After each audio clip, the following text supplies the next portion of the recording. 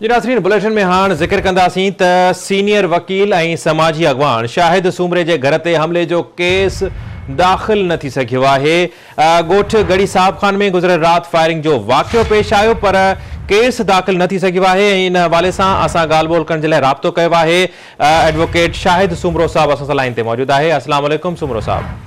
वालेकुम सलाम। शाहिद साहब, छा मामलो आहे ऐं पुलिस तव्हां सां सहकार छो न पई करे? सही मामलो सुलो आहे। असां ह्यूमन राइट्स एक्टिविस्ट आहियूं ऐं प्रोफेशनल वकील आहियूं। अज़हर कमारियो आहे जेको उते कंहिं ज़मीन ते कब्ज़ो कयईं, उन खां उन ॾे असां लीगल नोटिस मोकिलियो छो जो उहो हिकिड़ो फ्यूडल ज़हन जो माण्हू आहे। उन जीअं लीगल नोटिस उनखे वसूल थियो त उन मुंहिंजे घर ते हमिलो करायो जेको टिनि माण्हुनि हमिलो कयो। 4 गोलियूं मुंहिंजे गेट खे लॻियूं आहिनि, 2 गोलियूं हुननि पासे में आयूं आहिनि ऐं पुलिस खे असां घुरायोसीं। उन टाइम SSP बि असां सां राब्ते में अची वियो ऐं पेराटू खणी ऐं कुता घुराए उन्हनि जॾहिं उते पेरा लॻाया त उन ई फ्यूडल अज़हर कमारे जे कमदार जे घर में लॻा ऐं पोइ जॾहिं उन माण्हू उतां पुलिस गिरफ़्तार कया त अज़हर कमारियो माण्हू बि छॾाया, पुलिस सां बदतमीज़ी कयईं ऐं हिन टाइम ताईं पुलिस असां सां कोई बि सहकार करण जे लाइ तयारु न आहे ऐं इनखे तक़रीबन 24 कलाक थियण वारा आहिनि। राति तक़रीबन 12:30 बजे हमिलो थियो आहे ऐं हिन टाइम ताईं असांजी काई बि FIR दाख़िल न थी आहे। असां आला अख़्तियारनि खे बि ॼाण ॾिनी आहे पर हिन टाइम ताईं असांजी कोशिशि कंदी आहे। अच्छा शाहिद साहब, पुलिस जो छा चवणु आहे ऐं पुलिस इन केस में सहकार छो न पई करे? पुलिस जो छा मौक़िफ़ आहे? साईं, पुलिस कमारनि जे ख़िलाफ़ उते छो जो कमारिया पुलिस खे रखाईंदा आहिनि सुहेल अनवर अख़्तियार जे थ्रू ऐं SSP बि हुननि जो ई माण्हू रखियल आहे त DSP SHO सभु हुननि जा माण्हू आहिनि ऐं हू तव्हांजा फ्यूडल्स आहिनि। जनरल सेक्रेटरी आहे ज़िले जो ज़ुल्फ़कार कमारियो, या अज़हर कमारियो हुनजो चाचो आहे ऐं उनजे करे छो हू ताक़तवर आहिनि ऐं असां हिकिड़ा पढ़ियल लिखियल माण्हू आहियूं त हिन जे करे असांजी नथी ॿुधी वञे ऐं हुननि जे ख़िलाफ़ कोई इक़दाम नथो खयो वञे। अच्छा शाहिद साहब, तव्हां छा लाइ अमल जोड़ियो आहे? तव्हां SSP शिकारपुर सां ज़ाती तौर ते ॻाल्हि ॿोल करण जी कोशिशि कई आहे? उनजो छा मौक़िफ़ आहे? हुननि सां ॻाल्हि ॿोल थी आहे ऐं जॾहिं खां वठी अज़हर कमारे जे घर में पेरा लॻा, हुनजे कमदार जे उताक ते पेरा लॻा आहिनि, उन टाइम खां वठी असां राब्ते में न आहिनि। बिल्कुलु हिकिड़ो साइड थी वियो आहे। असां DIG साहब सां बि ॻाल्हाइण जी कोशिशि कईसीं, उनखे कम्यूनिकेट करायो। असां कोशिशि कई त IG साहब खां टाइम वठण जी असांखे न मिली सघियो।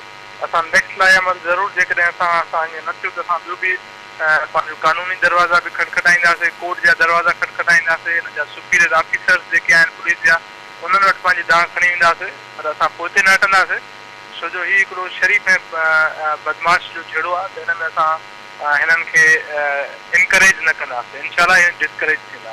ठीकु आहे, वरी महिरबानी। बैरिस्टर शाहिद सूमरो साहब, तव्हां असांखे पंहिंजो मौक़िफ़ ॾिनो।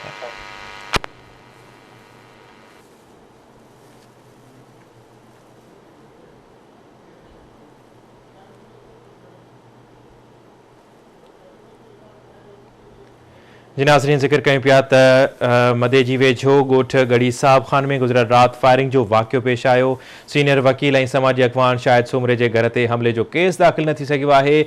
जवाबदारनि शाहिद सूमरे जे घर ते फायरिंग बि कई ऐं एडवोकेट शाहिद सूमरे जो चवणु आहे त अज़हर कमारियो, मंठार उमराणी ऐं अकबर सांगरू फायरिंग कई आहे। पुलिस सहकार न पई करे। IG सिंध मामले जो नोटिस वठे। एडवोकेट शाहिद सूमरे सां असां हिन वक़्तु ॻाल्हि ॿोल कई। उनजो चवणु हो त पुलिस कंहिं बि क़िस्म जो को सहकार न करे रही आहे ऐं ॻोठ गढ़ी साहब खान में गुज़िरियल रात फायरिंग जो वाक़ियो पेश आयो। सीनियर वकील ऐं समाजी अॻवान शाहिद सूमरे जे घर ते हमले जो केस बि दाख़िल न थी सघियो आहे। शाहिद सूमरो जो चवणु आहे त अज़हर कमारियो, मंठार उमराणी, अकबर सांगरू संदन घरनि ते फायरिंग कई आहे। ॻोठ गढ़ी साहब खान में ही वाक़ियो पेश आयो आहे। शिकारपुर मां ख़बर शामिल कयूं पिया। सीनियर वकील ऐं समाजी अॻवान शाहिद सूमरे जे घर ते हमले जो केस दाख़िल न थी सघियो आहे। शिकारपुर जो ही ॻोठ आहे, ॻोठ गढ़ी साहब खान, जिते गुज़िरियल रात फायरिंग जो वाक़ियो पेश आयो आहे।